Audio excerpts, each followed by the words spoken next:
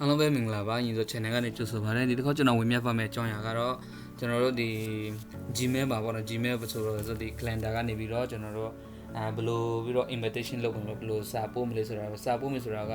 ဒီ pin နဲ့တစ်ခုလုပ်တော့မယ်ဆိုရင်ဒီ Google Calendar ကနေပြီးတော့ invitation ပေါ့နော်ဖိတ်စာဘယ်လိုပို့မလဲဆိုတာနဲ့ပဲပြီးတော့ကျွန်တော်အခုလုပ်ပြပါမယ်ဖြစ်ပါတယ်ဆိုတော့ကျွန်တော်မဖောက်ခင်မှာကျွန်တော် YouTube channel ကို subscribe လုပ်တော့ပြောချင်ပါတယ်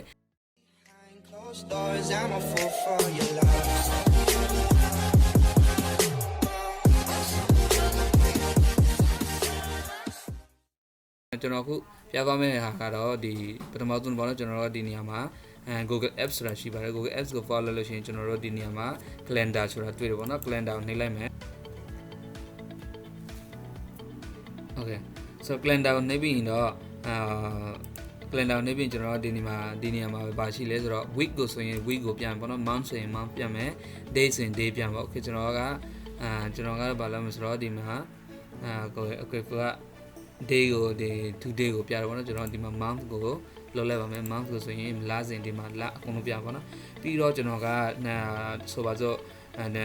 တကူ vendor လောက်တော့ဆိုရင်ဒီနေရာကိုကျွန်တော်နှိပ်ရပါမယ်ဒီမှာဒီဟာပေါ့နော်ပြီးလို့ရှိရင်ဒါပေါ့နော်ဒါကိုနှိပ်ရမယ်ပြီးလို့ရှိရင်ဒီက add title ပေါ့ title ဆို basic ဆိုတော့ basic training ပေါ့နော် basic training ပြီးရင်ဒီနေရာမှာ event reminder ထည့်လို့ရတယ်နော် reminder ဆိုတာ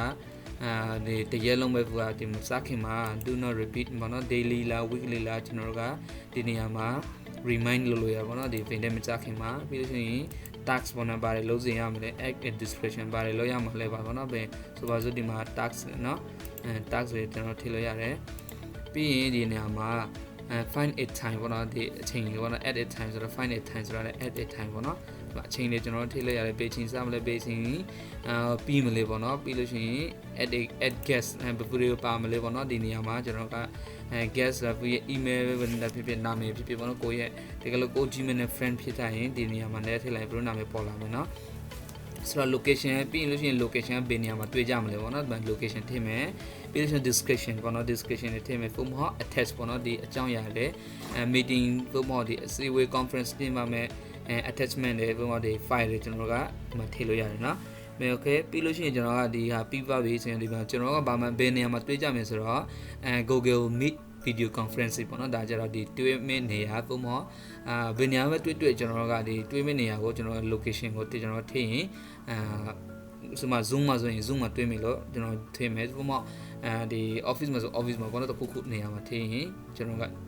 မြင်ရပါမယ်ပြီးနောက်တစ်ခုကျတော့ update ပို့ပြီးတော့ကျွန်တော်အပြည့်စုံရေးမယ်ဆိုရင်တော့ more option ကိုကျွန်တော်နှိပ်ရပါမယ် more option ကိုချော့ပွားတဲ့အချိန်မှာဒီနေရာမှာတော်တော်များများကတော့ပြည့်စုံနေပေါ့နော်ဒီမှာဒါမဲ့ဒီနေရာမှာ file တွေထည့်လို့ရတယ်เนาะ edit attach ပြီးလို့ရှိရင်ဒီမှာ description တော့စာရေးလို့ရတယ်ပေါ့နော်ဒီမှာ number list လို့ပြီးလို့ရှိရင်ဘုမစာမေးစဉ် link ကိုကျွန်တော်ကထည့်ပေးလို့ရတယ်เนาะပြီးရင် add a guest တွေကျွန်တော်ကဒီမှာနေရာမှာဖိတ်လို့ရတယ် guest အနေနဲ့ပေါ့နော်ဒီမှာ guest အနေနဲ့ကျွန်တော်ဖိတ်လို့ရတယ်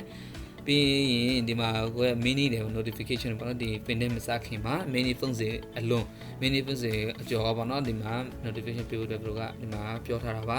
ပြီးလို့ရှိရင်ကျွန်တော်အကုန်လုံးဒီမှာပြီးသွားပြီဆိုတော့ကျွန်တော်ဒီမှာ save ကိုကျွန်တော်နှိပ်ရပါမယ် save ကိုနှိပ်လိုက်တယ်နော်နှိပ်ပြီးတော့ပြီးရင်ဒီမှာဒီ continue ပေါ့နော် continue ကျွန်တော်နှိပ်မယ်နှိပ်ပြီးတော့ continue ကျွန်တော်နှိပ်မယ်နှိပ်ပြီးတော့ဒီမှာ send ဒီဟာကို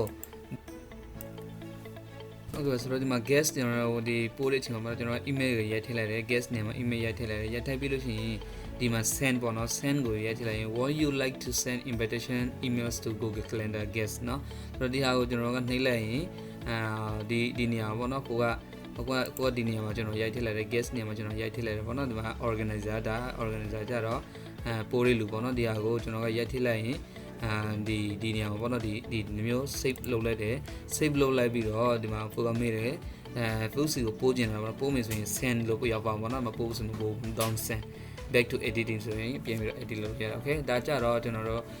Google Calendar မှာ invitation letter ဘယ်လိုပို့ရလဲဆိုတော့ပတ်သက်ပြီးတော့ကျွန်တော်ရှင်းပြပါတာပဲဖြစ်ပါတယ်တကယ်လို့မရှင်းနိုင်ရင်ကျွန်တော်ရဲ့channel မှာလာပြီးတော့ comment box မှာမြင်လို့ရပါတယ်ဟုတ်ကဲ့ပါဒီဗီဒီယိုကို channel ပတ်မယ်လို့ထင်ပါတယ်အားလုံးပဲကျေးဇူးတင်ပါတယ်